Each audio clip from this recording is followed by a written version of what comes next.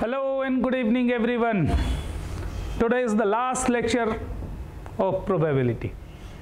उम्मीद करते हैं कि आपने probability कंप्लीट कर ली होगी। हाँ, हालांकि उम्मीद ही कर रहे हैं, बहुत सारे लोगों के एग्ज़ाम्स चल रहे थे और वो प्रैक्टिकल है और जो भी है, तो डाउट्स तो बहुत सारे इकट्ठे नहीं हुए, पर मैंने मेजर डाउट्स आपको बता देने हैं। आज हमने इसीलिए क्लास रखी है कि हम आपको पहले से ये बता दें कि आप क्या क्या क्वेश्चंस पूछने वाले हो। A man is known to speak truth 3 out of 4 times। हाँ, फेजेस में पढ़ रहे हैं साहब। A man is known to speak truth 3 out of 4 times। What is its meaning? उसके सच बोलने की प्रोबेबिलिटी 3/4।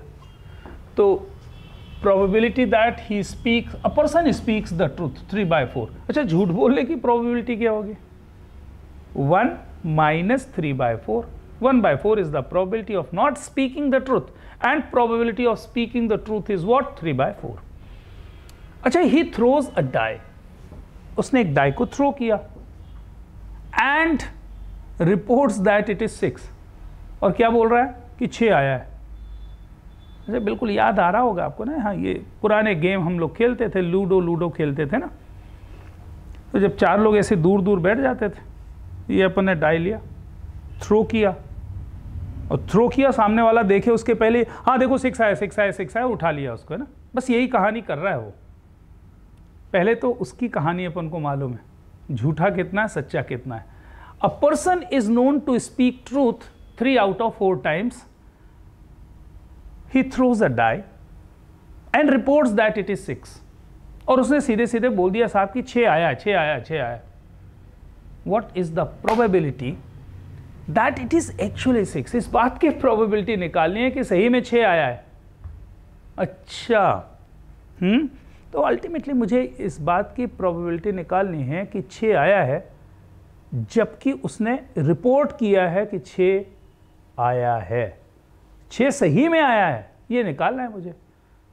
और कौन सा इवेंट पहले हो चुका है भाई, ये भी तो बोलो। कोई सा इवेंट ऐसा है जो हो चुका है? हाँ, उसने जब डाई को थ्रो किया और बोल दिया उसने कि 6 आया, ही रिपोर्ट्स दैट इट इज 6। तो मैं लिख देता हूं कि आर्बिट्री इवेंट तो मुझे दिख गया साहब। आर्बिट्री इवेंट क्या? He reports that it is 6, it is 6,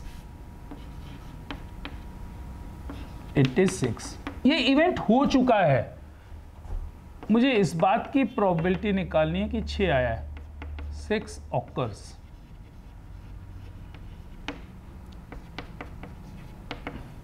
6 does not occur। निकालना क्या है? Probability that it is actually 6। जरा सोचो, ये जो मीनिंग लिखी ना, probability that there is actually 6। क्या मैं बोल सकता हूं इसकी मीनिंग क्या है? Probability that 6 occurs when he reports it is 6। अरे भाई, 6 आया जबकि उसने रिपोर्ट किया है 6 है। मेरी बात समझिए। एक्चुअली 6 का मतलब क्या हुआ यहां पर कि probability that 6 occurs when he reports that it is 6, it is given। तो that means probability of E1 by A निकालना है। Probability that 6 occurs given that he reports that it is 6। अब इसके बारे में क्या कहते हो आप? सारी कहानी आपको बनती है। PE1 है, PA by E1 है, PE2 सम यहाँ पर लिख दिया साहब PE1 into PA by E1। अब मैं ये कोने में लिख दूंगा साहब, है ना। बहुत बार मैंने लिख दिया आपके लिए, और उम्मीद करता हूं कि आपने भी जरूर 2-4 बार 10 बार लिख लिया होगा इसको, जिससे आपकी इतनी प्रैक्टिस तो हो जाए कि भूले ना। अब क्या क्या कहानी है, चलो। सबसे पहली कहानी आती है साहब, what is the first probability of E1। ये क्या कहानी होगी बोलो? Probability that 6 occurs। अच्छा, डाइस को थ्रो किया, 6 आने की प्रोबेबिलिटी पूछ रहा है साहब, 1/6। तो प्रोबेबिलिटी ऑफ E2, 6 ना आने की प्रोबेबिलिटी 5/6। अच्छा जरा मुझे ये बता दो कि probability of A by even भी कुछ दिया हुआ है क्या? अरे बता दो, A by even, A by even का मतलब क्या? He reports that it is 6 when 6 occurs. Probability that he reports 6, probability that he reports 6 when 6 occurs. मतलब क्या निकालना, क्या निकाला, क्या निकाला? इस बात की प्रोबेबिलिटी निकालनी है कि उसने 6 रिपोर्ट किया, ये रिपोर्ट किया कि 6 आया, जबकि 6 आया है, ये हो चुका है। तो सीधी सी बात है कि वो probability of speaking the truth की बात कर रहा है वो। ही reports the 6 when 6 occurs.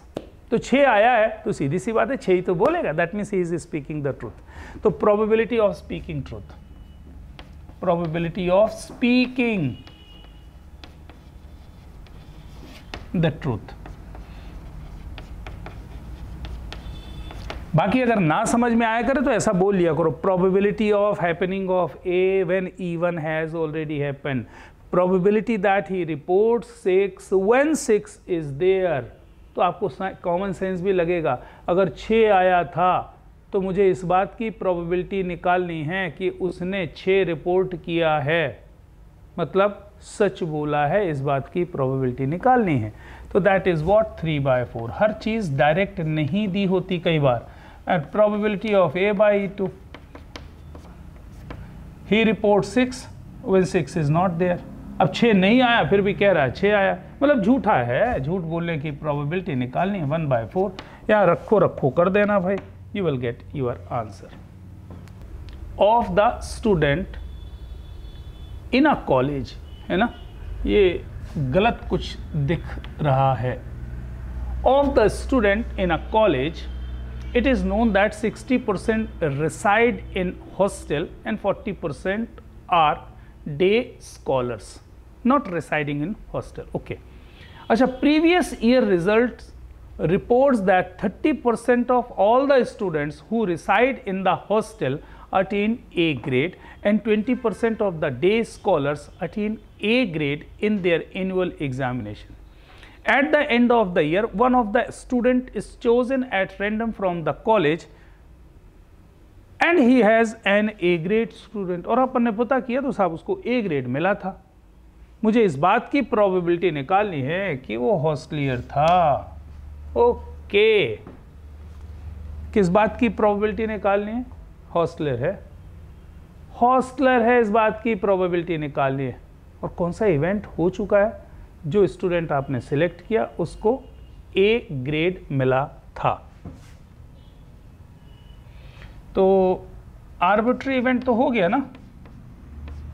Arbitrary event क्या है? अटेन्स A ग्रेड, ये इवेंट हो चुका है। कब हुआ ये? जबकि एक स्टूडेंट आपने रैंडमली सिलेक्ट किया। E1 is the event that he is hostelier.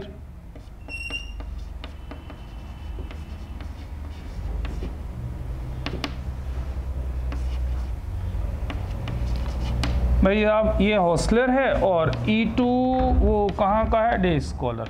He is day scholar.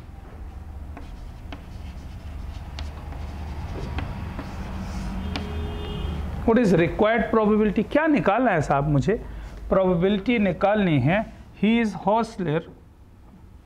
It is given that he attains A grade. मतलब probability of E1 by A निकालना है।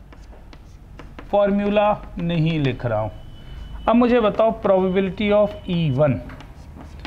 इस बात की probability कि जो सज्जन सिलेक्ट किया गया है वो hostler है, कितने परसेंट probability है? 60% रिसाइड। 60% है साहब इसकी चांस। तो 60% बोले तो 60/100। हॉस्टलर नहीं है, डे स्कॉलर है, तो सीधी सी बात है 40% चांस होगा उसका। अरे और कहाँ रहेंगे? या तो घर में रहेंगे या हॉस्टलर में रहेंगे।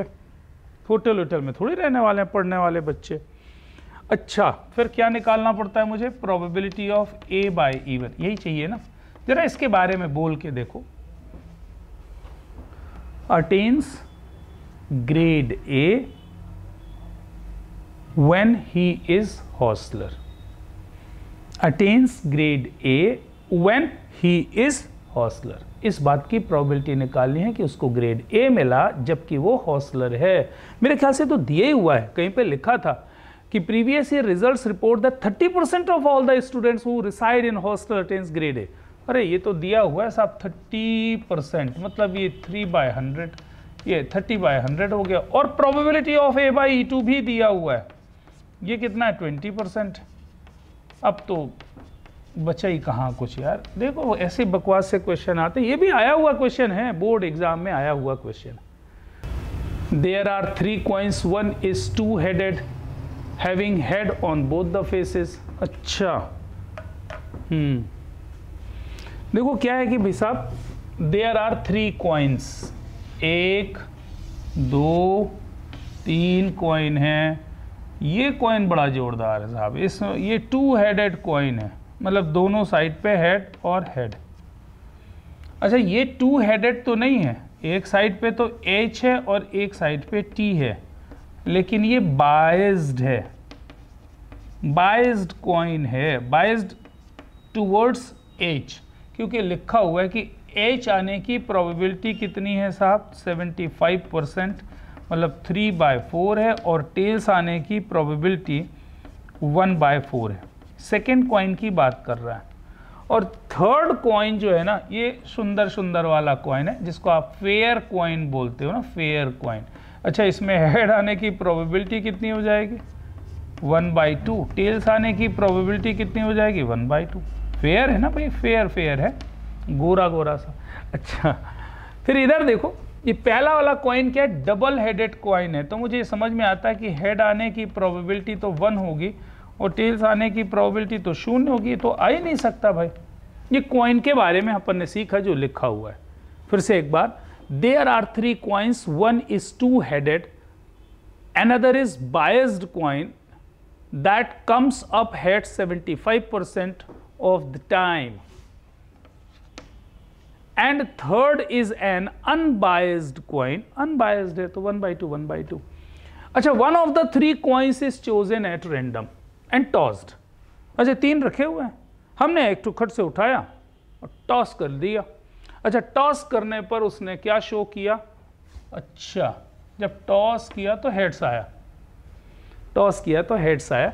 हमें इस बात की प्रोबेबिलिटी निकालनी, what is the probability that it was 2-headed coin. ये 2-headed कॉइन है, इस बात की प्रोबेबिलिटी निकालनी है। आर्बिट्री इवेंट आपके पास है ना,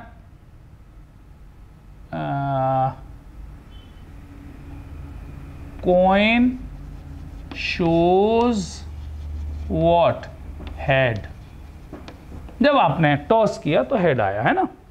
अच्छा even is the event, it is 2-headed coin, it is 2-headed, it is 2-headed coin। E2 is the event that it is biased coin, biased लिख दिया साहब। E3 is the event that it is unbiased coin। Ram कहानी मैंने पूरी लिखी है साहब। अच्छा निकालना क्या है, मुझे इस बात की प्रोबेबिलिटी निकालनी है कि it is 2-headed coin when the event A has already happened, that means when the coin shows head। तो मुझे निकालना है P(E1/A)। उम्मीद करता हूं कि आपको फॉर्मूले से कोई परेशानी अब नहीं होगी, क्योंकि ये और मैंने आपसे हमेशा बोला पहले इवेंट डिफाइन करिए, फिर उसके बाद फॉर्मूला लिखिए, फिर इसके पैरामीटर जो भी वैल्यूज़ है वो आप निकाल के रखते जाइए। अच्छा ज़रा बताओ मुझे कि probability of E1 equals probability of E2 equals probability of E3 that is equals to 1/3। Can we assume this और नॉट? यार कहीं दिया नहीं है ना, तो one can assume that 3 coins है, रैंडमली आपने सिलेक्ट किया, तो what is the probability of selecting coin 1/3, of 2 1/3, of 3 1/3। इसमें कोई डाउट नहीं। अच्छा बची हुई बात, ये वाली बात सुने, प्रोबेबिलिटी ऑफ A/E1।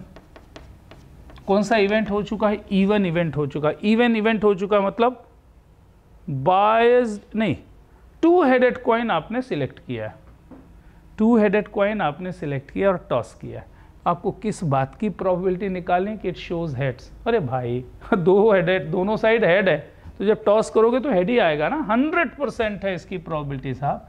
अच्छा, PA/E2 मीन्स व्हाट?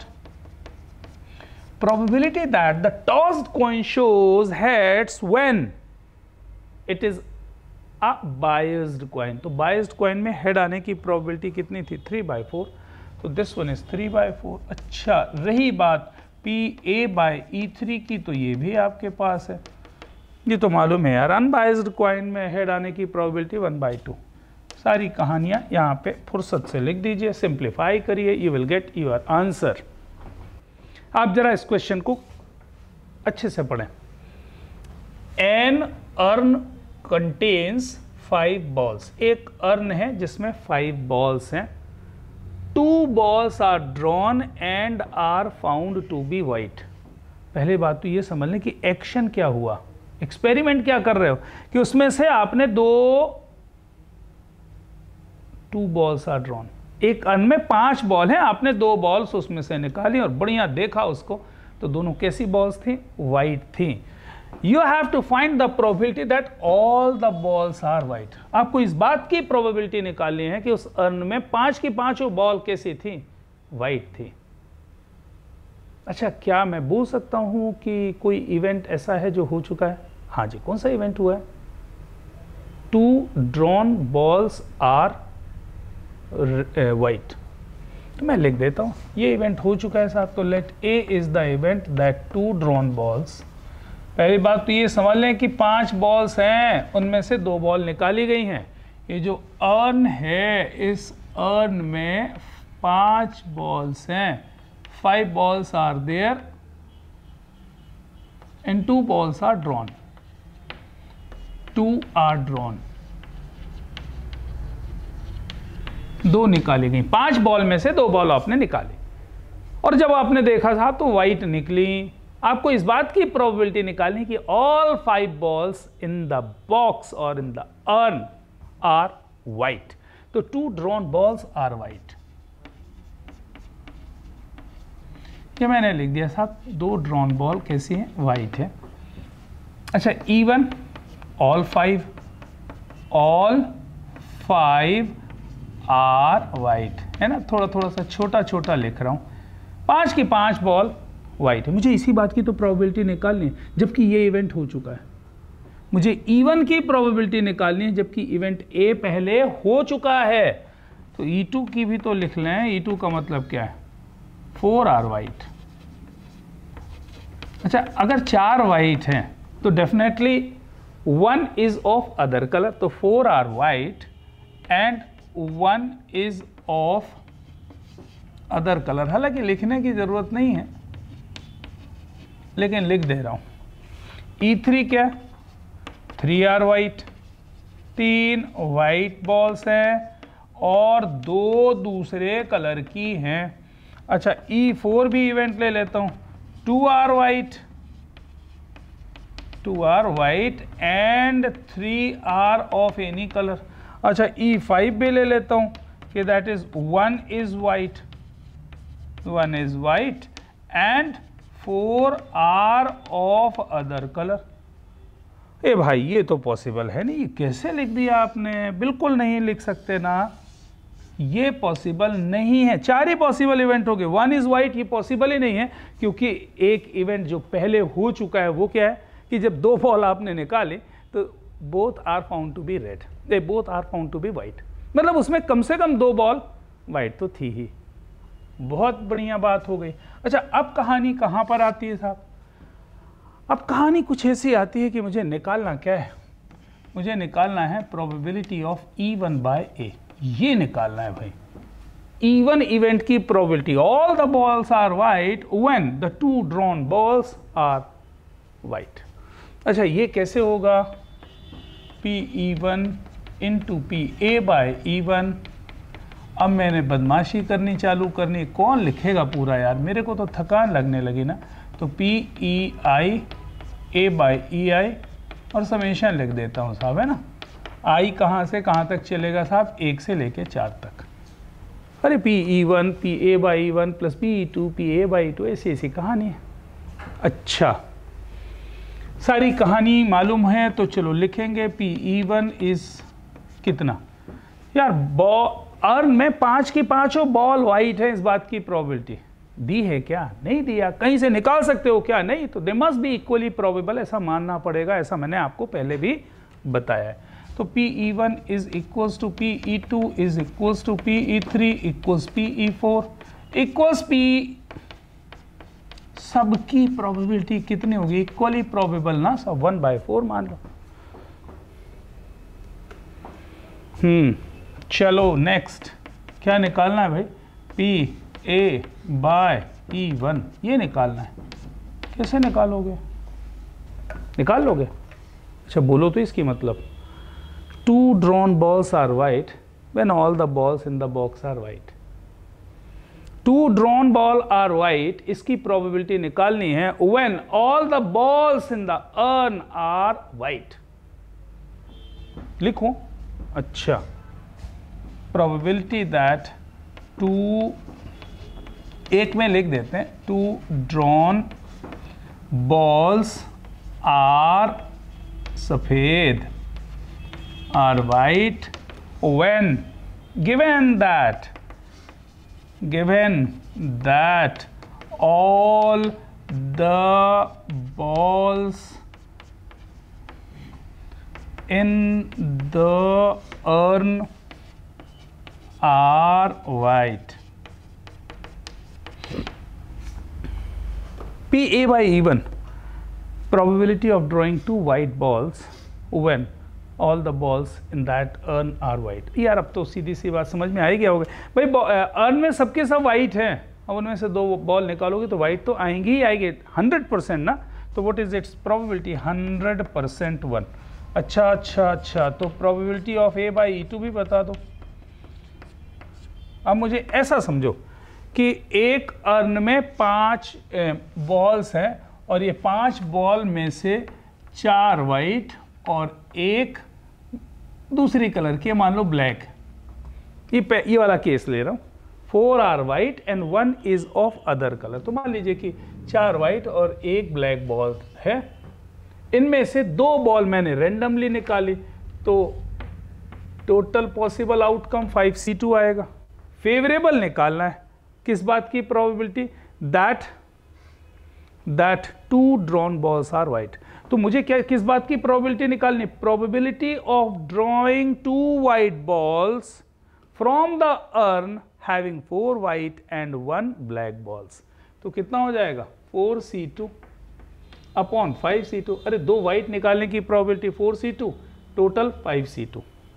यहाँ पर मैं लिख देता हूँ साहब, ये कितना हो जाएगा? 4C2 divided by 5C2। ये आप सॉल्व कर लेना भाई। प्रोबेबिलिटी ऑफ A/E3, हाँ अब तो समझ में आ ही गया यार। Probability of drawing 2 white balls when there are 3 white and 2 other coloured balls in the urn. तो 3C2 अपॉन 5C2 है ना, बिल्कुल। अच्छा, तो ये लिखा 3C2 अपॉन 5C2। PA/E4 भी लिख लो भाई। A/E4 ये कहता है कि मैं 2C2 कर दूं डिवाइडेड बाय 5C2 कर दूं। उम्मीद करते हैं कि क्वेश्चन समझ में आ गया होगा। क्या क्वेश्चन है? A card from a pack of 52 cards is lost. एक कार्ड, 52 कार्ड्स में से एक कार्ड गुम गया। अच्छा, from the remaining cards of the pack 2 cards are drawn. अच्छा, फ्रॉम द रिमेनिंग, अच्छा कितने बचेंगे? 51 बचेंगे, उनमें से 2 कार्ड्स आपने निकाले।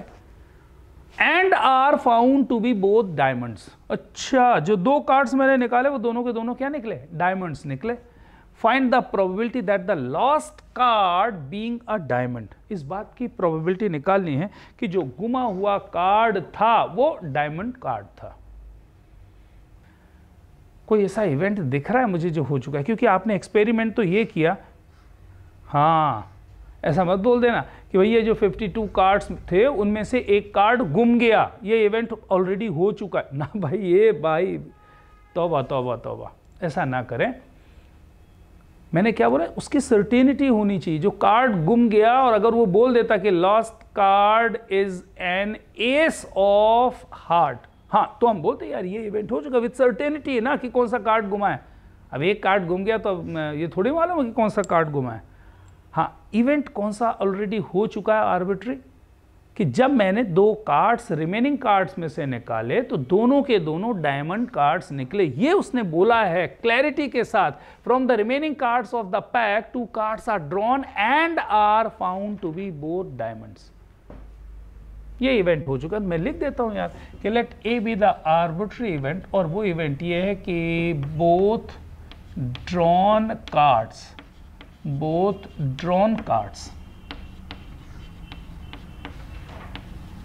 Are of diamond.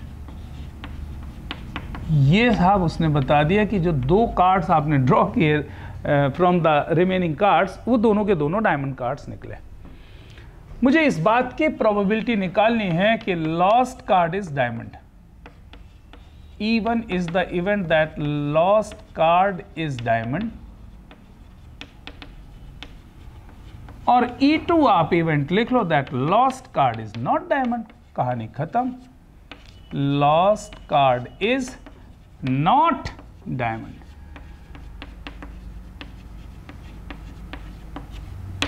एक और खास बात बताऊं, इसी क्वेश्चन को करने का तरीका ऐसा भी है कि E1 इवेंट मान लिया that lost card is diamond, E2 is the lost card is heart, E3 is the lost card is club, and E4 is the event that the lost card is spade. लेकिन हम ये नहीं करना चाहते, हमने बाकी 3 केसेस को इसी में क्लब कर दिया ना कि lost card is not diamond, मतलब वो या तो हार्ट है या तो क्लब है या फिर स्पेड। अच्छा, रिक्वायर्ड प्रोबेबिलिटी क्या बोलती भाई, किस बात की प्रोबेबिलिटी निकालनी है? मुझे लग रहा है E1 बाय A निकालना है। ये इवेंट हो चुका है, इस इवेंट की निकालनी है प्रोबेबिलिटी।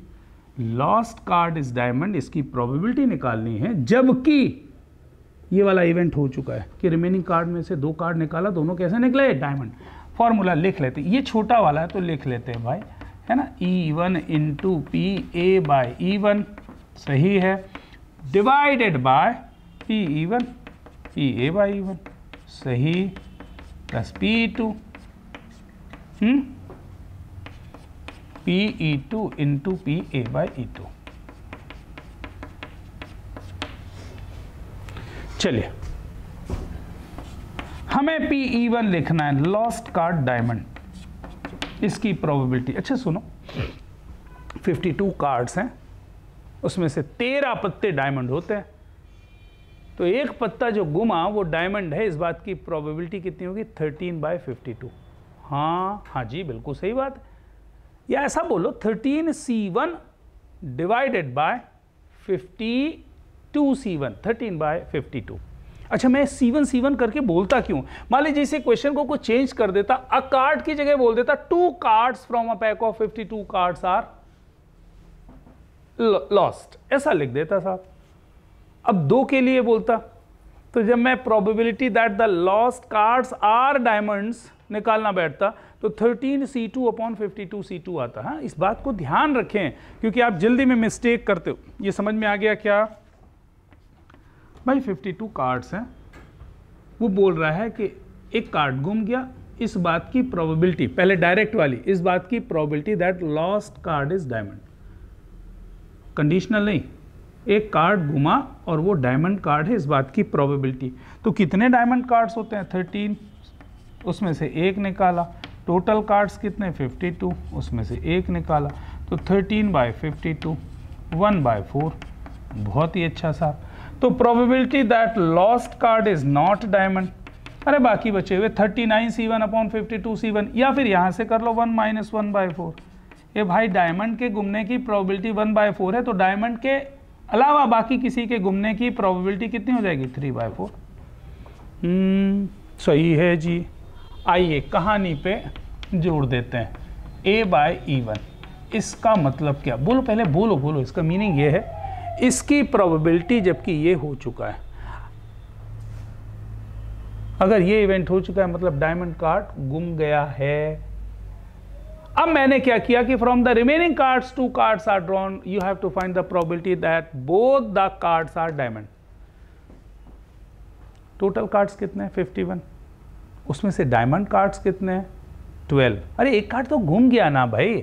A by E1 का मतलब ये कि probability of drawing 2 diamond cards when the last card is diamond, that means when there are 12 diamond cards. Okay, मैं लिख दूं, आप बोलो तो probability of drawing 2 diamond cards, 2 diamond cards, 2 diamond cards की प्रोबेबिलिटी निकालनी है when the last card is diamond.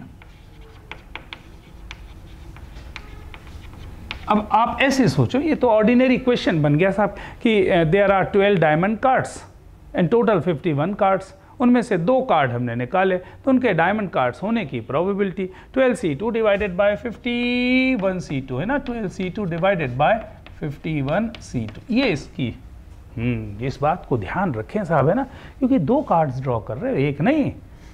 कितने कार्ड्स में से 51 में से, उनमें से डायमंड कितने हैं 12, कैसे मालूम, एक घूम गया। अच्छा, तो probability of A by E2 भी बता दो।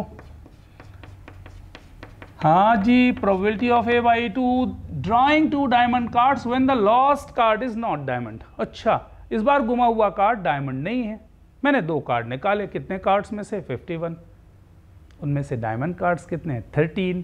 तो ये कैसे मालूम, अरे भाई क्योंकि गुमा हुआ कार्ड डायमंड नहीं है, मतलब डायमंड पूरे पूरे 13 हैं, उनमें से 2 कार्ड डायमंड कार्ड्स हों, इस बात की probability.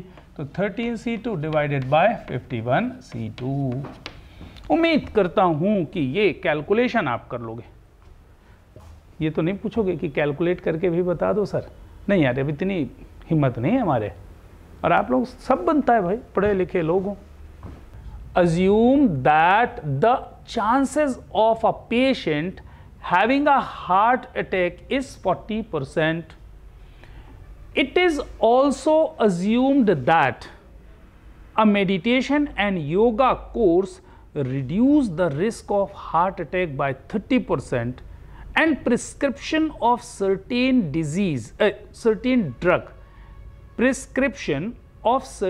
drug reduces its chances by 25%.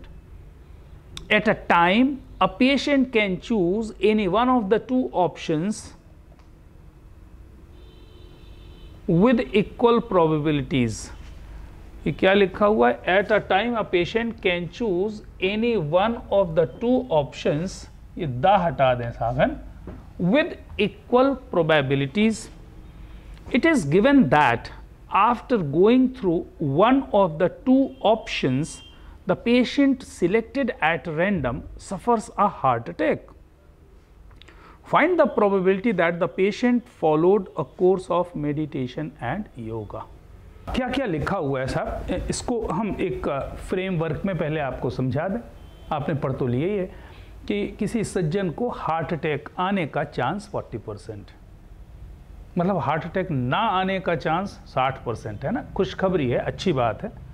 ज़्यादा चांस इस बात के कि हार्ट अटैक नहीं आएगा, हाँ, लेकिन 40% चांस है कि उसको हार्ट अटैक आ सकता है। अच्छा, दिमाग में आया कि किसी ने बोला कि भाई बाबा जी की मदद लीजिए, है ना, बाबा जी की मदद लीजिए मतलब मेडिटेशन और योगा करिए। अच्छा, मेडिटेशन और योगा करने से क्या है, क्या दिया हुआ है कि मेडिटेशन और योगा करने से जो चांस ऑफ हार्ट अटैक है वो 30% रिड्यूस हो जाता है।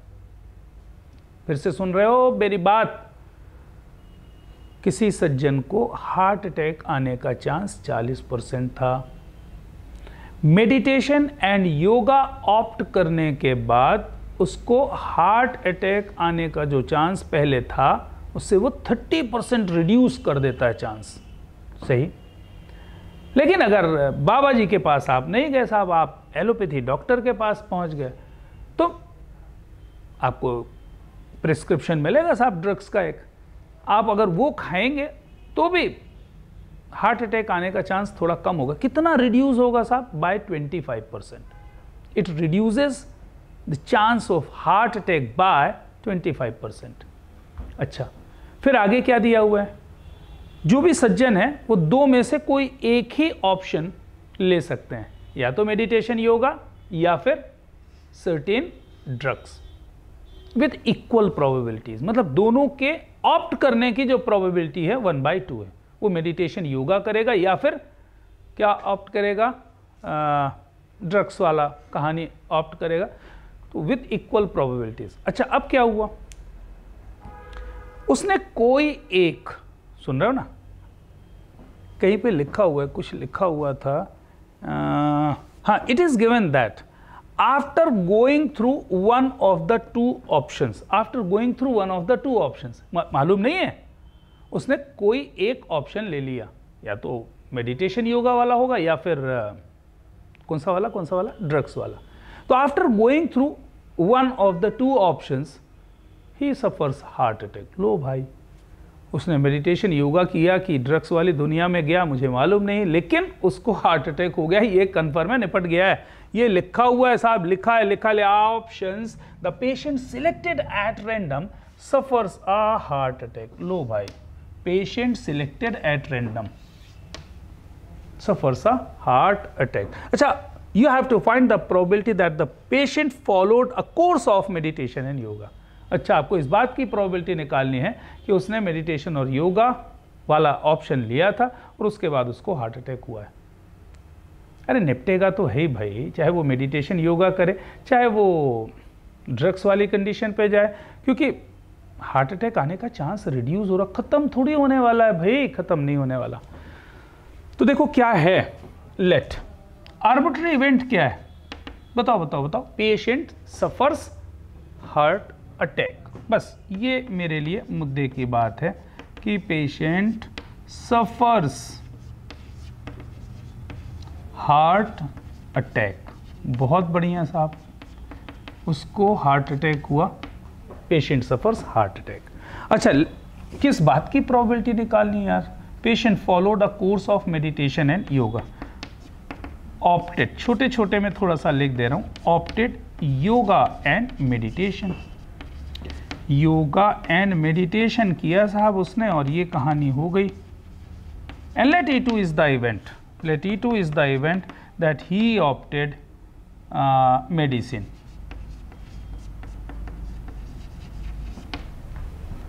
मुझे किस बात की प्रोबेबिलिटी निकालनी जरा बताओगे?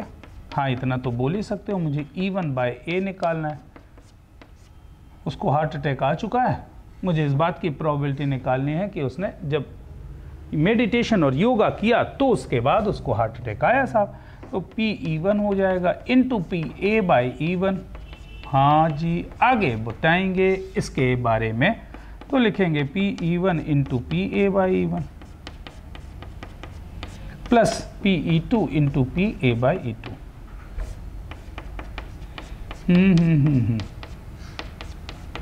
यहां तक कोई टेंशन? बिल्कुल नहीं सर, बिल्कुल नहीं। अब क्या है कि मुझे बताओ कि उसने मेडिटेशन योगा ऑप्ट किया या फिर उसने मेडिसिन वाली कहानी चुनी। What is it's probability? 1/2, equal probabilities है। जरा इधर पे गौर फरमाएं साहब, probability of A/E1, what is the meaning of this? जरा इस शब्दों में इसको कन्वर्ट करिए। Probability of A/E1, probability that he suffers heart attack when he opted yoga and meditation। उसको हार्ट अटैक आ गया जबकि उसने क्या ऑप्ट किया? Meditation and yoga. कितने परसेंट होगा? जल्दी से बताओ, कितने परसेंट? पहले कितना था? 40%। जब उसने योगा और मेडिटेशन ऑप्ट किया तो कितने परसेंट कम हो गया? 30%। 30% कम हो गया तो बचा कितना? 10%। बस यहीं पे मिस्टेक है, यहीं पे मिस्टेक है साहब, ब्लंडर हो जाएगी। वो ये नहीं कह रहा है कि 30% से, हाँ, reduce risk of heart attack is reduce by 30%। तो ये 40 का डायरेक्ट 30% रिड्यूस थोड़ी हो जाएगा। 40% तो चांस था ही उसको आने का, मेरी बात समझ रहे हो? 40% चांस था उसको हार्ट अटैक आने का। और जब उसने मेडिटेशन और योगा किया तो जब उसने किया तो chance of heart, it reduces the risk by 30%। किसका? 40% का। अरे 40% तो पहले से ही था। तो रिड्यूसेस द रिस्क बाय 30% का मतलब समझ रहे हो? 30% रिड्यूस कर दिया रिस्क को, तो बचा कितना? 70% अभी भी है चांस। किसका? 40% का। तो 70% ऑफ 40%। फिर से समझाऊं, शायद बेहतर, एक बार और कोशिश करता हूं। मैं ये बता रहा था कि अगर आप स्टेटमेंट अच्छे से देखें, क्या लिखा हुआ है कि assuming that the chances of patient having a heart attack is 40%, ये तो कंफर्म है कि 40% उसको चांस है हार्ट अटैक आने का। It is also assumed that a meditation and yoga course reduce the risk of heart attack by 30%। इसका मतलब ये नहीं कि डायरेक्ट परसेंट में से परसेंट निपटा दोगे 40 का 30%। भाई 30% कम हो गया रिस्क, तो 30 तो कितनी परसेंट बचा? 70%। 70% रिस्क अभी भी है। किसका? 40% का, क्योंकि 40% चांस था पहले उसको हार्ट अटैक आने का। तो इसको लिखेंगे 70% ऑफ 40%। सुन ले जरा, अगर मैं बोलूं तो ऐसा लिख लूं क्या? That is equals to 70% of 40%। उम्मीद करते हैं समझ में आ ही गया होगा यार। 30% रिड्यूस हो गया रिस्क, तो परसेंटेज तो 100 पे चलता है ना, तो 30% कम हो गया चांस, मतलब बचा कितना? 70%। किसका? 40% का। तो 40, क्योंकि 40% चांस था उसको पहले हार्ट अटैक आने का, तो ये कितना हो जाएगा साहब? 70 डिवाइडेड बाय 100 मल्टीप्लाइड बाय 40। मुझे ऐसा लग रहा है कि ये हो जाएगा कितना? 28 और 40% ना भाई, 40 बाय 100, वही तो मैं कह रहा हूँ। प्रोबेबिलिटी ये कैसी आ रही है? ये 28 बाय 100, और probability of A by E2 reduces the risk by 25%। तो कितना रिस्क रह जाएगा? 75%। किसका? 25%। तो ये लिखना है कितना? 75% ऑफ 40%। अच्छा, ये कितना हो जाएगा साहब? 75 बाय 100 मल्टीप्लाइड बाय 40 बाय 100। इस बार कितना हो गया? 30 बाय 100। बाकी कहानी आप बहुत अच्छे से जानते हो, वो आप लिख सकते हो, कोई इश्यू नहीं है इसमें। हाँ, क्वेश्चन क्या है? A letter is known to have come either from Tatanagar or from Calcutta. अच्छा, letter is known to have come either from Tatanagar or from Calcutta. दो जगह हैं जहां से लेटर आना है, या तो टाटानगर से आएगा या फिर कलकत्ता। अच्छा, on the envelope just 2 consecutive letters TA are visible. ओ भाई, TA तो इसमें भी है, TA तो इसमें भी है। अच्छा, ये हुआ कैसे होगा यार? भाई किसी ने चिट्ठी भेजी, एड्रेस लिखा होगा, तो अगर टाटानगर से भेजा होगा तो टाटानगर लिखा होगा, अगर कैलकाटा से भेजा होगा तो कैलकाटा से लिख के भेजा होगा। भाई नीचे लिखा होगा ना फ्रॉम दिस एंड दिस और कैलकाटा। अच्छा, पोस्टमैन लेके आया, भीगते भीगते पानी में ना, भीगते भीगते पानी में आया वो, और हमको चिट्ठी पकड़ा के भग गया। अच्छा, हमने देखा तो उसमें सब कुछ मिटा हुआ था, केवल क्या दिख रहा था? TA दिख रहा था, कंसेक्यूटिव लेटर्स TA ये दिख रहा था बस मुझे। आप क्वेश्चन समझ रहे हो ना? On the envelope just 2 consecutive letters TA are visible. What is the probability that the letter came from Tatanagar? अच्छा, हमें इस बात की प्रोबेबिलिटी, मतलब पढ़े लिखे हैं अगर अपन, तो ढूंढते रहो बैठ के कि यार टाटानगर से आया होगा कि कैलकाटा से आया होगा। You have to find the probability that it was from Tatanagar. Question समझ में आ गया? फिर से एक बार, भाई 2 जगह में से एक जगह से लेटर आना है, या तो टाटानगर में से या फिर कैलकाटा में से। हमारे पास जब चिट्ठी पहुंची, हमने एनवेलप देखा तो हमारे पास 2 कंसेक्यूटिव लेटर्स केवल दिख रहे थे। वो क्या थे? TA। मुझे इस बात की प्रोबेबिलिटी निकालनी है कि वो टाटानगर से आया था। इतनी सी कहानी है, आसान, लेकिन हाँ, अगर आपने बुद्धि लगाई तो निपट गए। बुद्धि का काम है ही नहीं, बुद्धि का विकास नहीं करना है, जो है उसी में काम चलाना है।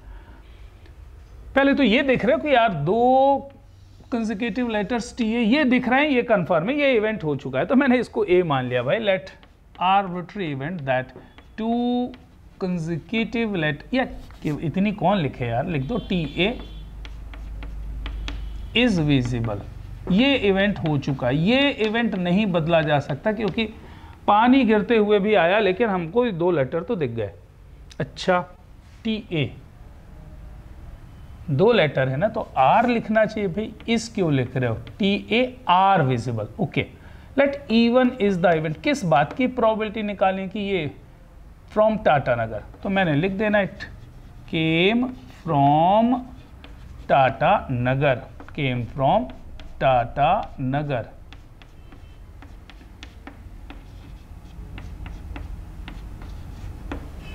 अच्छा, E2 is the event that came from, कहां से कहां से कहां से? कलकत्ता, CALCUTTA।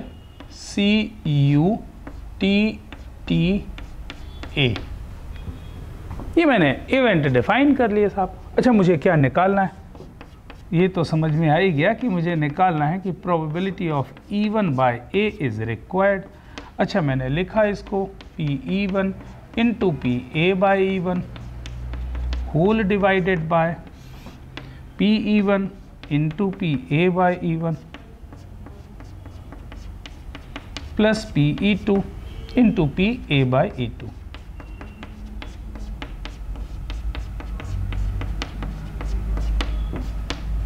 चलिए, ये कहानी मैंने लिख ली, डिफाइन कर लिया। अब मेरा काम है सभी चीज़ों को एक एक साथ निपटा के रखना। PE1 probability that it was from Tata Nagar. अच्छा, दिया तो है नहीं यार, इक्वली प्रोबेबल मान लो, तो PE1 is equals to PE2 is equals to 1/2। इसमें तो हम मास्टर हैं साहब, है ना। अच्छा, फिर नेक्स्ट स्टेप में आपको क्या लिखना है? Probability of A by E1।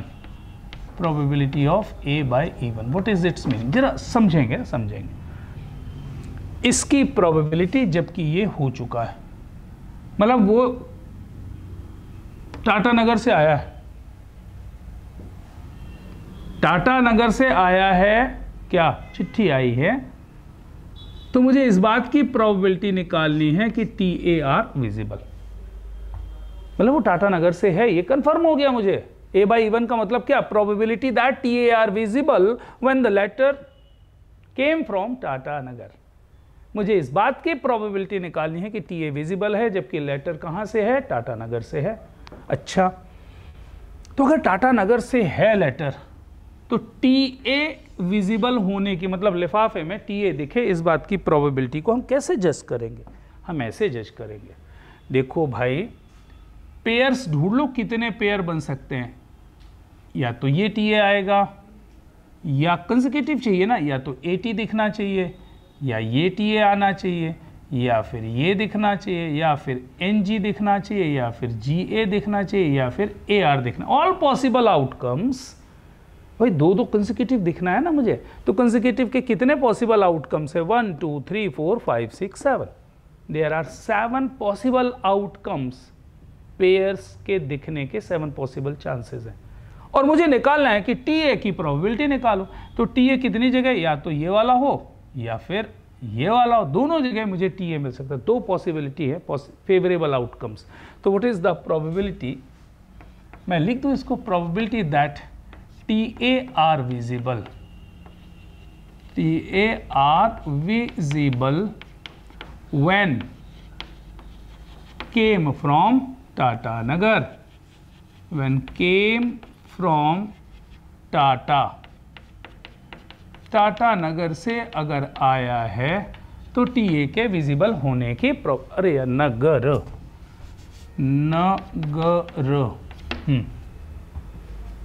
2/7 लिख दूं क्या?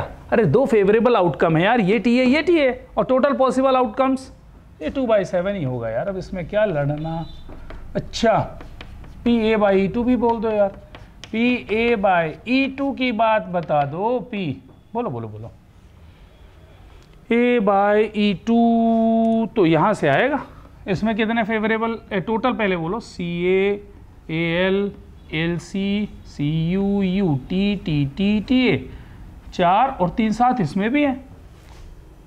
अरे यार मेरे से एक लफड़ा हो गया, कोई ने बताया नहीं। मैंने क्या लिखा? टाटा NGAR, हट झूठा। टाटा नगर पूरा लिखना था ना, टाटा नगर, NAGAR, तो ये कितना हो जाएगा, NA फिर AG फिर GA फिर AR, 1 2 3 4 5 6 7 8, 8 पॉसिबल आउटकम्स, उसमें से 2 फेवरेबल है, मतलब 2/8। And probability of A/E2, 1 2 3 4 favourable, 1 2 3 total 7 है, उसमें फेवरेबल कितना है, TA कितनी जगह से मिल सकता है, केवल एक ही जगह से मिल सकता है, लास्ट वाले से, तो 1/7 रख देंगे भाई, you will get the required probability that. बात समझ में आ रहा हो? मतलब ये हुआ कि अगर कभी घर में ऐसा हो गया कि चिट्ठी पत्री आई और पानी में गिर गया, तो हम लोग प्रोबेबिलिटी तो कम से कम बता सकते हैं कि मैक्सिमम किसकी है। टाटा नगर से आने के ज़्यादा चांस हैं, कैलकाटा से आने के कम चांस हैं, क्योंकि कैलकाटा में फेवरेबल तो एक ही दिख रहा, टाटा नगर में 2 TA मिल रहे हैं। अच्छी बात। प्रोबेबिलिटी डिस्ट्रीब्यूशन मैंने जितना आपको पढ़ा दिया ना, बहुत है, मतलब मैंने आपको 3 4 5 क्वेश्चंस करवा दिए। डिस्ट्रीब्यूशन की मैं बात कर रहा हूँ क्योंकि उसमें मीन नहीं है, वेरिएंस नहीं है, बाइनोमियल डिस्ट्रीब्यूशन ही टोटल सिलेबस से हटा दे, लेकिन फिर भी मैं आपको पढ़ा रहा हूँ। 15 मिनट का काम है, ज़रूर सीख लें। बहुत ज़्यादा नहीं जाएंगे डिटेल में, बहुत ज़्यादा डिटेल में नहीं, लेकिन इतनी बात आपको ज़रूर सीखनी चाहिए, अदरवाइज गड़बड़। बाइनोमियल डिस्ट्रीब्यूशन कोई ऐसा थोड़ी है कि उसमें लिखा हुआ है कि यूज़ बाइनोमियल डिस्ट्रीब्यूशन, ये तो एक मैथमेटिकल टूल है जिसकी हेल्प से मैं जैसे A/E1 मैं निकाल रहा हूँ ना, अभी निकाला ना मैंने A/E1, तो इसके लिए कोई लॉजिक तो जो मर्जी हो वो लगाओ, मुझे तो सही चाहिए। ये नहीं बोला जा रहा है कि आप इस मेथड से करिए, इस मेथड से करिए, इस मेथड से करिए, तो हम प्रोबेबिलिटी का डिस्ट्रीब्यूशन ही करेंगे, लेकिन with the help of binomial probability distribution one can ease, है ना, मुझे बहुत आसानी हो जाती है साहब डिस्ट्रीब्यूशन को निकालने में। ठीक है, तो हेडिंग थोड़ा सा लिख लें, बाइनोमियल डिस्ट्रीब्यूशन, प्रोबेबिलिटी डिस्ट्रीब्यूशन। चलिए तो बात करते हैं बाइनोमियल प्रोबेबिलिटी डिस्ट्रीब्यूशन की। तो बाइनोमियल प्रोबेबिलिटी डिस्ट्रीब्यूशन में हम थोड़ा लिखोगे ना, लिख लो यार प्लीज, बेरनॉलीज ट्रायल्स, बेरनॉलियन, ज़्यादा अच्छी अंग्रेजी लिख लें, बेरनॉलियन ट्रायल्स। अभी किस बात की बात कर रहे हैं, अभी अपन बेरनॉलियन ट्रायल्स की बात अपन ने की। ये कैसे ट्रायल है भाई, क्या लिखा हुआ है जरा पढ़ के देखो, a series of independent trials, फिर से, a series of independent trials which can result in only 2 possible outcomes, जिसके केवल 2 ही पॉसिबल आउटकम्स हैं, आइदर सक्सेस और failure, such that in each trial probability of success or probability of failure remains constant, then such repeated trials are Bernoullian trials। Practical example लेकर के बात करें तो ज़्यादा बेहतर समझ में आएगा साहब। सुन लो सुन लो सुन लो, क्योंकि इसके बिना नहीं बनेगा ना, इसलिए सुनेंगे अच्छे से। क्या लिखा, a series of independent trials which can result in only 2 possible outcomes, either success or failure, such that in every trial probability of success or probability of failure remains same or remain constant, then such repeated trials are what? Bernoullian trials। अब इस बात में कहानी कैसे दम लेती है, एक एग्जाम्पल देखते हैं। सुन रहे हो ना आप, बिल्कुल ध्यान से। A dice is thrown 5 times। A dice is thrown 5 times। एक डाइस को 5 times मैंने थ्रो किया और हमने डिसाइड किया, मन में डिसाइड किया हमने, और हमारे मित्र ने डिसाइड किया कि गेटिंग 2 और 3 कंसीडर्ड एज अ सक्सेस। हम ये मान के चलेंगे कि अगर 2 आ गया या 3 आ गया तो हमको सक्सेस मिल गई। अच्छा, तो मुझे ये बताओ कि मैंने ट्रायल लिया, first trial, what is the probability of getting success. एक ट्रायल लिया तो मतलब 2 या 3 आना मैंने सक्सेस माना है, तो मैंने फर्स्ट ट्रायल में प्रोबेबिलिटी ऑफ सक्सेस कितनी होगी, 2 या 3 आना सक्सेस है, तो प्रोबेबिलिटी ऑफ सक्सेस हो जाएगा 2 डिवाइडेड बाय 6। अरे 2 और 3 फेवरेबल आउटकम, और टोटल आउटकम्स कितने होते हैं 6, तो 2/6, 1/3 is probability of success in first trial. what is the probability of failure in first trial? 2/3. अच्छा, फिर से a dice is thrown 5 times and we consider that getting 2 or 3 is considered as a success. Then what is the probability of success in first trial? 1/3. Probability of failure 2/3. अच्छा चलो second trial लिया, what is the probability of success? 1/3. What is the probability of failure? 2/3. फिर से throw किया, third trial probability of success 1/3, probability of failure 2/3. चौथी बार में भी यही होगा, पांचवी बार में भी. Such repeated trials are Bernoullian trials. Okay, तो बर्नौलियन ट्रायल है क्या? Repeated trials. इस तरह के ट्रायल कि उनके 2 ही पॉसिबल आउटकम हो, तीसरा नहीं हो सकता. अगर तीसरा हुआ तो कुछ और होगा. बर्नौलियन ट्रायल नहीं है. बर्नौलियन ट्रायल के लिए केवल 2 ही पॉसिबिलिटी है, या तो सक्सेस या फिर फेलियर. और उसमें भी खास बात ये कि हर ट्रायल में सक्सेस और फेलियर की प्रोबेबिलिटी कांस्टेंट होनी चाहिए. सक्सेस और फेलियर की प्रोबेबिलिटी क्या होनी चाहिए? कांस्टेंट होनी चाहिए. Then such repeated trials are what? Bernoullian trials. कोई डाउट? अब क्वेश्चन पे आते हैं, डिस्ट्रीब्यूशन पे आते हैं साहब, है ना. ये तो बर्नौलियन ट्रायल समझ लिया. आगे बढ़ते हैं और कदम से कदम मिलाते हैं. कैसे मिलाएं भाई? कदम से कदम मिला लो, मिला लो, मिला लो.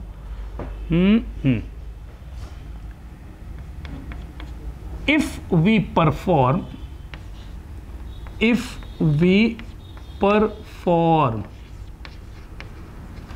n Bernouillian trials, कितने? n. If we perform n Bernouillian trials, कितने Bernouillian ट्रायल अपन ने परफॉर्म किए? n. So if we perform n Bernouillian trials such that in each trial probability of success is p, small p, and q is probability of failure, and q is probability of failure.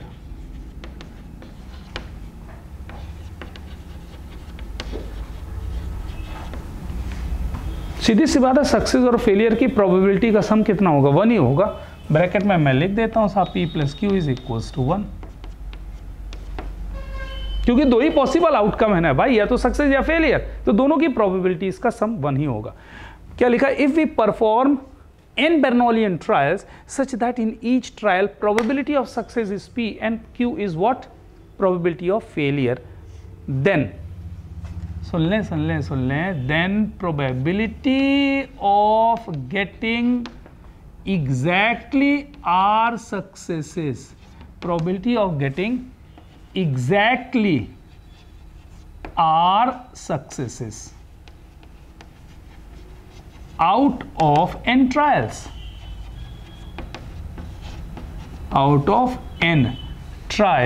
is given by क्या होगा? probability of getting r successes is given by NCR q to the power n minus r into p to the power r.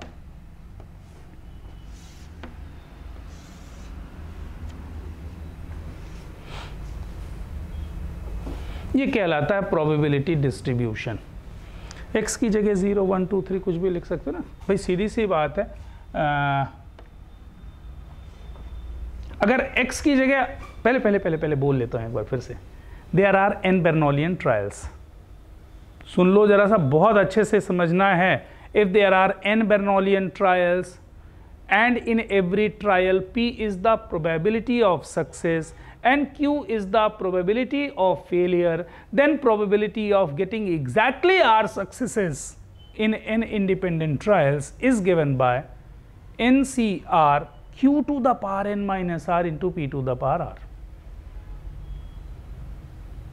मैंने क्या बोला?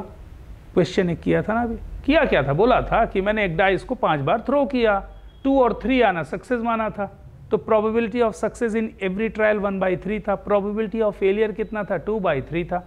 और फिर मैंने आपसे बोला कि 5 ट्रायल मैंने किए तो मुझे एग्जैक्टली 2 बार सफलता मिले, इसकी प्रोबेबिलिटी बताओ, तो आर की जगह 2 आ जाएगा। Probability of getting exactly 2 successes out of how many trials, out of how many trials, 5 trials. अच्छा, ये बात तो समझ में आती है कि कैपिटल X की वैल्यू क्या क्या हो सकती है। अरे भाई n ट्रायल करोगे तो आप या तो 0 बार सक्सेस मिलेगी, या 1 या 2 या 3 या फिर सारे n। तो ये बात आपको समझ में आनी चाहिए कि probability of getting 0 success plus probability of getting 1 success, अरे x = 1 लिख दो, plus probability of getting 2 successes up to probability of getting all n successes, that should be equals to what, 1। ये तो 1 ही आएगा। ये बात तो पल्ले पड़ गई ना आपको? हाँ सर, बिल्कुल समझ में आ गया। ऐसा तो प्रोबेबिलिटी डिस्ट्रीब्यूशन में भी अपन ने पढ़ा था, P1 + P2 + P3 up to Pn is equals to what, 1। Sum of all the probabilities should be 1। अब बात आती है कि मैं एक क्वेश्चन आपको बता दूं तो शायद जब भी जरूरत आपको पड़े आप इसकी मदद लें, मजा आएगा। एक क्वेश्चन बहुत ही अच्छे से बता देता हूं, तो ये रटने की ज़रूरत नहीं, ये समझने की ज़रूरत थी, लेकिन ये रटने की ज़रूरत है कि if there are n Bernoullian trials, कितने बर्नौलियन ट्रायल हुए, n बर्नौलियन ट्रायल हुए, और उनमें हर ट्रायल में जीतने सक्सेस की प्रोबेबिलिटी स्मॉल p और फेलियर की प्रोबेबिलिटी स्मॉल q है। तो n ट्रायल करने पे r बार सक्सेस मिले, इस बात की प्रोबेबिलिटी कितनी होगी, NCR Q⁻n - R P⁻R। बस कहानी खत्म। हम इसके बहुत ज़्यादा डिटेल में नहीं जाना चाहते, केवल आपको एक आइडिया दे रहा हूँ जिससे बर्नौलियन थ्योरम और बाइनोमियल डिस्ट्रीब्यूशन के क्वेश्चंस हम कनेक्ट कर पाएँ। ठीक है, क्वेश्चन अपन एक बार पढ़ लेते हैं। क्या क्या बातें की। अ dice is throne 10 times. Getting a multiple of 3 is considered as success. You have to find the probability of getting exactly 4 successes, या फिर probability of getting at least 2 successes, और या फिर probability of getting at most 8 successes। तो देखो question आपको ये feel कराना है मुझे कि भाई एक डाइस को आपने थ्रो किया कितने बार, 10 बार। तो अभी तो पहली बार की बात करें तो पहली बार में मल्टीपल ऑफ 3 आने की प्रोबेबिलिटी 1/3 होगी ना, 3 और 6। तो 1/3 is what, probability of getting multiple of 3 in 1 throw, and probability of not getting multiple of 3, 1 - 1/3 that is 2/3। तो मैं क्या मान लेता हूं कि प्रोबेबिलिटी ऑफ सक्सेस कितना है, 1/3। अरे 3 और 6 आना सक्सेस बोल रहा है ना, तो 3 और 6 आना सक्सेस मान लिया। तो probability of getting success in 1 trial 1/3, probability of failure 2/3। कितने ट्रायल लिए मैंने, 10। मुझे इस बात की प्रोबेबिलिटी निकालनी है कि अगर मैंने 10 बार टॉस किए तो मुझे एग्जैक्टली 4 बार सक्सेस मिले, इस बात की प्रोबेबिलिटी निकालनी है। मतलब एग्जैक्टली 4 टाइम्स मुझे क्या मिले, 3 या 6 मिले। दूसरे केस में क्या बोल रहा है, probability of getting at least 2 successes. ये खतरनाक है साहब, एटलीस्ट 2 सक्सेस, 10 में से कम 2 बार मुझे सक्सेस मिले। मतलब 2 बार मिले, या फिर 3 बार मिल सकता है, या फिर 4 या 5 या 6 या 7 या 8 या 9 या 10, इतना लंबा।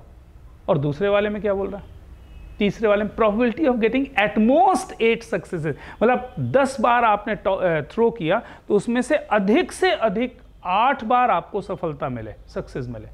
मतलब आपको निकालना है 8 बार या 7 बार या 6 बार या 5 4 3 2 1 0, वो भी आ जाएगा। हाँ जी, तो बस यहीं से बात चालू होती है। मैं लिख रहा हूँ कि साहब 10 बार टॉस किया तो n को 10 लिख लिया। प्रोबेबिलिटी ऑफ सक्सेस डायरेक्ट लिख लो ना, 1/3। मल्टीपल ऑफ 3 आना मतलब 3 और 6 आना, 2/6 मतलब 1/3। प्रोबेबिलिटी ऑफ फेलियर कितना आ जाएगा साहब, 2/3। 1 - 1/3 दैट इज नथिंग बट 2/3। चलिए पहला क्वेश्चन कर रहे हैं, probability of getting exactly 4 successes, probability of getting exactly 4 successes।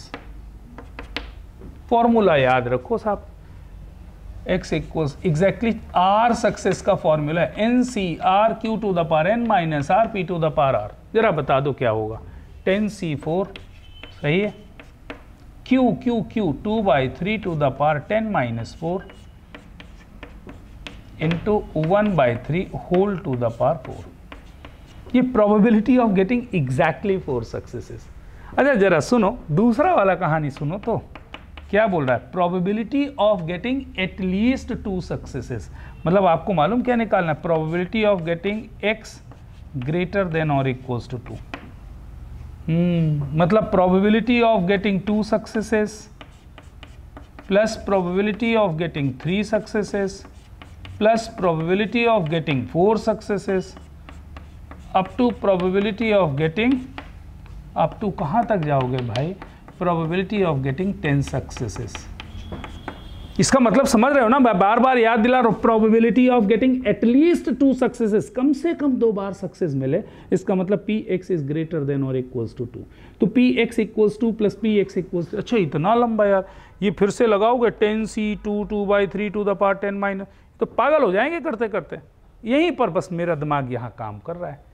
P0 plus P1 plus P2 plus P3 up to Pn is equals to what 1। तो क्या मैं इसको ऐसा लिख सकता हूँ कि 1 minus probability of getting 0 success plus probability of getting 1 success plus probability of getting 2 successes. हाँ, इसके लिए तो फॉर्मूला जो है वो लगाना ही पड़ेगा, इसमें कोई कंफ्यूजन वाली बात नहीं है ना। तो 1 माइनस यहाँ पर कितना हो जाएगा साहब, 10C0 Q बोले तो 2/3 to the power 10 minus 0 into 1/3 to the power 0 plus 10C1 2/3 to the power 9, अरे 10 माइनस 1 अब लिख दो 9 into 1/3 to the power 1 plus 10C2 2/3 to the power 10 minus 2 बोले तो 8 1/3 टू द पावर 2। ये आपकी फाइनल आंसर हो जाएगा। छोटा ही है ना, हाँ हाँ छोटा ही तो है। अच्छा जरा ये भी बता दो यार, इस बार क्या बोल रहा बता दो, अरे बोलो ना। Probability of x greater than और इक्वल्स टू 2 नहीं, find the probability of getting at most 8 successes. मतलब ये हुआ कि x should be less than और इक्वल्स टू 8। अच्छा ये कितना हो जाएगा ये भी बता दो। ये हो जाएगा px equals 0 plus px equals 1 up to px equals 8। यहीं तक जाना है ना। अब मुझे बताओ p0 से p8 निकालना है, इतने सारे कौन निकाले, पीछे साइड से चलें। 1 माइनस कितना हो जाएगा, 1 minus probability that x equals 9 plus probability that x equals 10।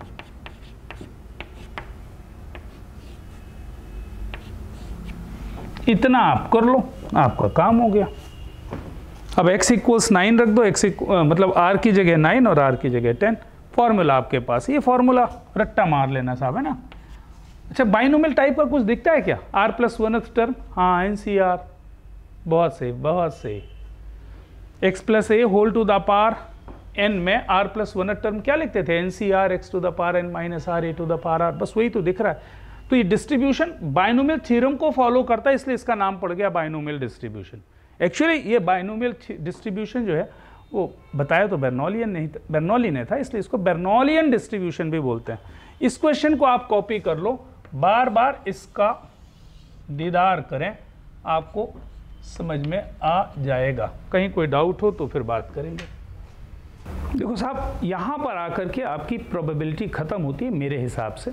मुझे तो ऐसा नहीं लगता कि मुझे कुछ भी एक सिंगल क्वेश्चन भी आपसे और शेयर करना चाहिए। फिर भी हो सकता है भाई, तुलसी संसार में बहुत तरह के लोग हैं ना, तो हो सकता है कि किसी ने मेहनत ज़्यादा कर ली और उसे डाउट्स आ रहे हैं, तो डाउट्स आ रहे हैं तो हम तो हमेशा उपलब्ध हैं, कोई दिक्कत नहीं है। ठीक है, किसी को कोई दिक्कत हो तो मुझे ज़रूर बात करें किसी भी तरह की, प्लीज़। मिलते हैं नेक्स्ट लेक्चर में, बाय बाय।